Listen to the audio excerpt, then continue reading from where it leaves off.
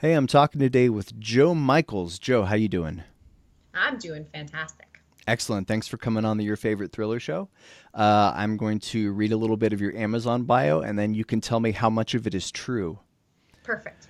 All right. Joe Michaels loves writing novels that make readers gasp in horror, surprise, and disbelief.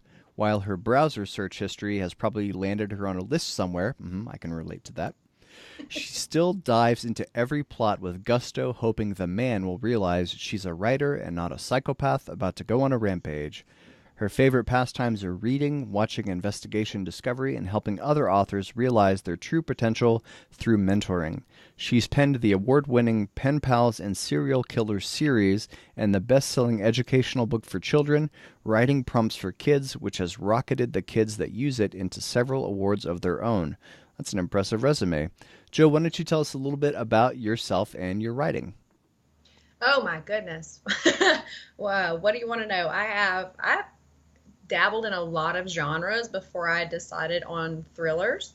And the reason I did was I was looking whenever I first started out to change the way some one person thought, like change their mindset. And when I got that message from that reader, I was like, whew, now I'm free to write what I want. So then I jumped into the thriller genre, which my mother, it was her favorite. So if you saw my bookshelves, you would see I inherited her books when she passed, and it's all Dean Koontz, Mary Higgins Clark. She loved the thriller writers. So my writing, I think I have 35, 40 books published to date. I really don't count. But it's something that I really enjoy. You know, you write it, so you don't actually do it. Mm. Sure, I get that. Yeah.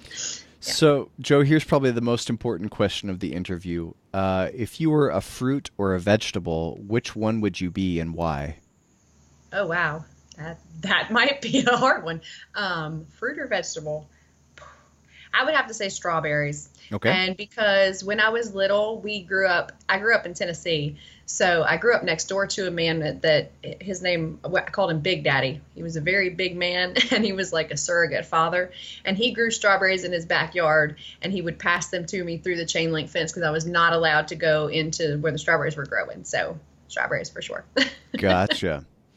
All right, Joe. So, this is your favorite thriller. So, you're a thriller author, and we're talking about your favorite thriller book. And the book that you wanted to talk about is Sharp Objects, which is by, and we had to look this up beforehand to make sure we got her name right. It is Gillian Flynn, not Gillian Flynn, which we both thought, but it's actually Sharp Objects by Gillian Flynn. Why don't you tell us a little bit about that book? Like, what's it about, without getting into spoiler territory? This book is actually about a reporter who is sent to her hometown to cover a series of murders. Um, and she has just gotten out of a mental hospital. So to say that it's unreliable narrator is kind of like the underlying theme, because you never really can believe what she's seeing is actually what she's seeing, and you get that from page one. So I thought that's why it's my favorite, because there are a lot of twists and surprises in this book. Mm-hmm. Yeah, have you seen the HBO miniseries? Okay, I tried to watch it. I did. I got through the first two episodes and I was like, nah, because it's just not as detailed as the book. They never are, Mm. but I just didn't like it as much.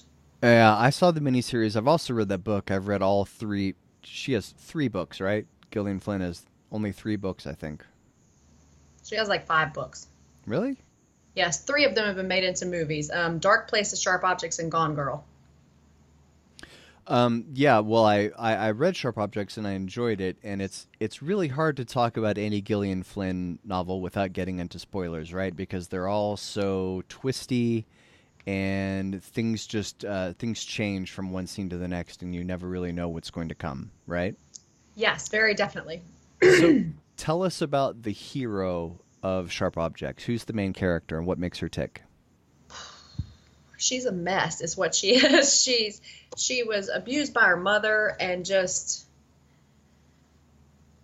she's literally a psychological mess. She drinks all the time. She's not all there every second of the day. She comes from a really twisted up family. Her mom was not all there, I don't think. And by the end, you kind of feel bad for her, but then you're like, hooray, because she kind of cleans herself up by the end of the book. But I just loved her because she was that mess that some people truly are. Like, we can relate to her very easily. Yeah. So from what I remember of the book, I don't think we can really talk about the villain much without spoiling anything because it's a murder mystery. But I do remember that there are a lot of forces working against her in her hometown, from what I remember, right? Yes, it was the one person you don't think it is. That's what you could say. Well, that's what a good murder mystery thriller should always be, right? Because if it's Yeah, who you think it is, then there's probably not much joy in getting to the end, right? right. Yes. How important do you think a great villain is to a thriller novel? A great villain is everything. And if you can keep them behind the scenes, like to surprise the reader at the end, it's even better. Excellent. So, what do you think it is about Sharp Objects that makes you want to keep turning the pages, or would you describe it as a page turner at all? Oh, it's definitely a page turner. It's small. It's a thin book, so it's not one of those big giant tomes that you sit down and devour over a course of a week. You read it in a day. I couldn't put it down. I just had to find out who did what and if this girl was going to completely crash and burn before the end. Mm. And in some ways, it's kind of like a hard-boiled detective noir, right? Because in a hard-boiled detective story, you're never sure if the detective is going to drink himself to death before he solves the mystery, right? That's Right. sort of the ticking clock. Is he gonna solve the mystery, or is he going to unravel from his demons? And felt like Camille, is that Yeah, the Camille. protagonist's name? Yes, Yeah, Camille Camille. was very much the same way. And from what I remember from the book, you learn some very surprising things about her as the book goes along. And I don't want to say anything because it get into major spoilers, but Camille isn't who you think she is at the beginning of the book. By about a quarter or halfway through, you learn some very interesting things about her backstory and about her present, about her body. I guess I would say you learn something very interesting about her early on in the book. Yes. That did take me by surprise, but then once I learned her family history, like how her mom was, it made complete sense. Do you think that Sharp Objects has a specific theme?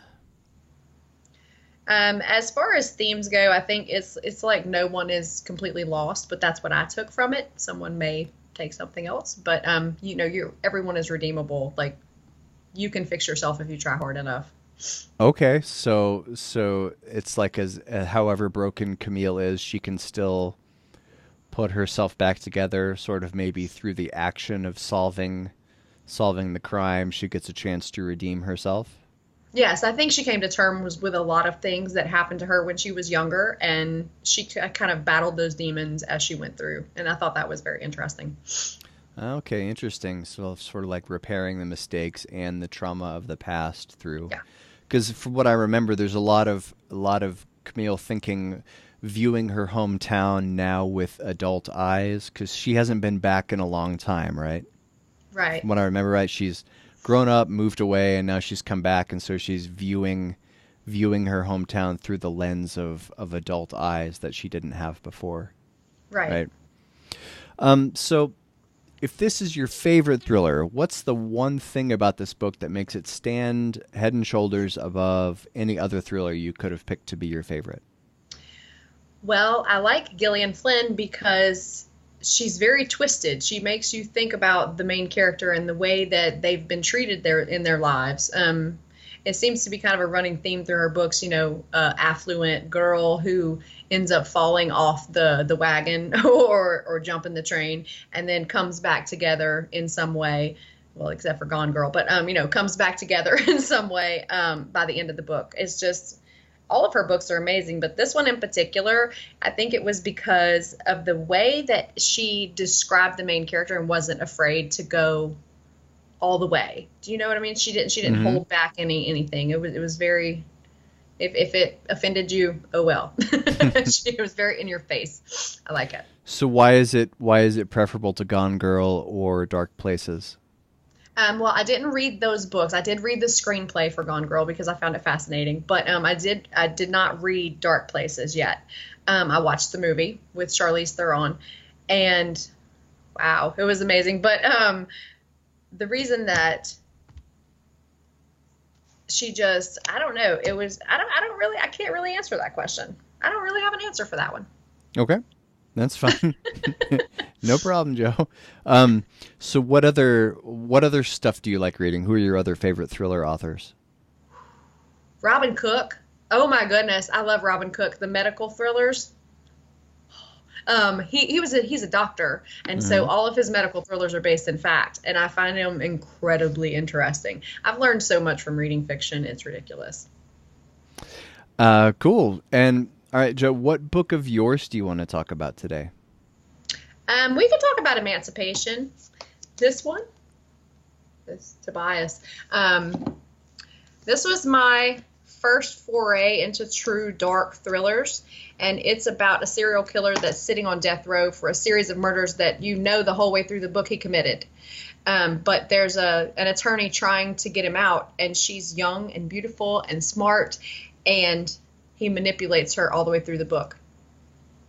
It's amazing. Wow. Yeah. Interesting. So that's part of the Pen Pals and Serial Killers series, right?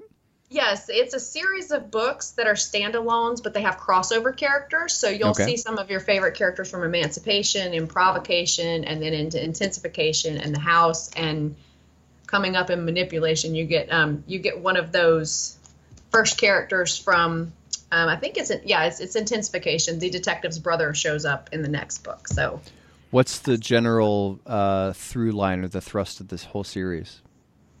um, it's mostly everything is from the serial killer's perspective. So you don't really get that outsider look inside. The only exception to that is manipulation because I'm manipulating you as much as the murderer is manipulating the main character. So Hmm. yeah, Interesting. So that was the Pen Pals and Serial Killers series, and the first book is called Emancipation. One yes. serial killer plus one beautiful attorney equals one thrilling game of cat and mouse by best-selling author Joe Michaels. That's a nice hook. Uh, Joe, is there anything else that I haven't asked you about that you wish we could talk about? Do you want to take back your strawberry answer? Or you, No, my or you, strawberry answer was perfect. you sticking with strawberries? Huh? All right. uh, I'm not judging. I'm just giving you a chance if you thought about it. If you wanted to go with raspberry or rhubarb or iceberg lettuce. Nope. Sticking with strawberries. Strawberries through and through. I just want to make sure that you don't have any regrets when we're done here. No, I never regret anything that I say Wow. on camera. That is bold, and I applaud your boldness. Thanks. I just go with it. All right. Well, this has been your favorite thriller. I've been talking with Joe Michaels, and we talked about Sharp Objects by Gillian Flynn, and we also talked about Emancipation, Pen Pals, and Serial Killers, Book One. Joe, thank you so much for coming on the show today. Oh, it was my pleasure. Thanks for having me, Jim. All right.